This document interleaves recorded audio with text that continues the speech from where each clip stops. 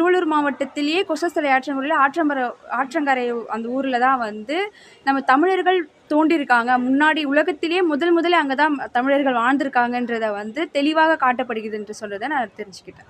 திருவள்ளூர் மாவட்டம் பொன்னேரியில் இயங்கி வரும் உலகநாதன் நாராயணசாமி அரசு தன்னாட்சி கல்லூரியில் வரலாற்று துறை சார்பில் தொல்லியல் மரபு மன்றம் நடத்தும் சிறப்பு கருத்தரங்கம் நடைபெற்றது.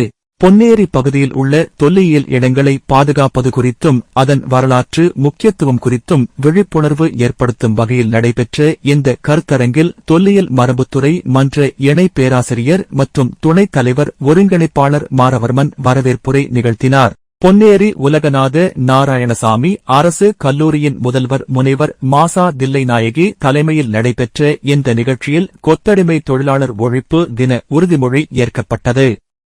பின்னர் தொல்லியல் மரபு மன்றம் சார்பில் நடைபெற்ற கட்டுரை, பேச்சுப் போட்டி மற்றும் திரைச்சுருள் போட்டிகளில் வெற்றி பெற்ற மாணவ மாணவிகளுக்கு பரிசுகளும் சான்றிதழ்களும் வழங்கப்பட்டது.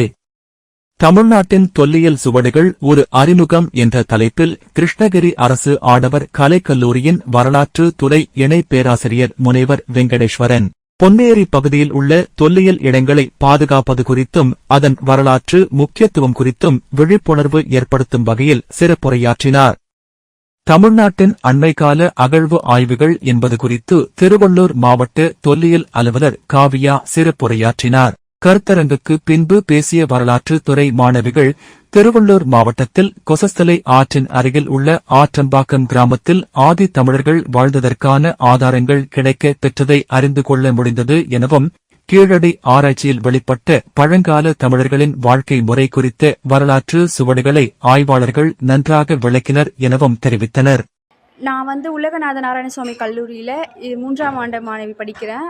த்ரிஷா என் பேர். இந்த தொல்லியல் மன்றத்தின் மூலிமா நம்ம மக்கள் வந்து முன்னோர்கள் எப்படி வாழ்ந்தார்கள், அதை எப்படி நம்ம வந்து கீழடியில் 2600க்கு முன்னாடியிலிருந்து வாழ்ந்ததை வந்து நம்ம இதன் மூலயமா தெரிஞ்சுக்கிறோம். அது மட்டும் இல்லாமல் திருவள்ளூர் மாவட்டத்தில் ஆற்றம்பாக்கம் ஓரத்தில் நம்ம முன்னோர்கள் தமிழர்கள் அங்கிருந்து வாழ்ந்தாங்க என்பதை வந்து இந்த நாள் மூலிமா எனக்கு தெரிஞ்சுது.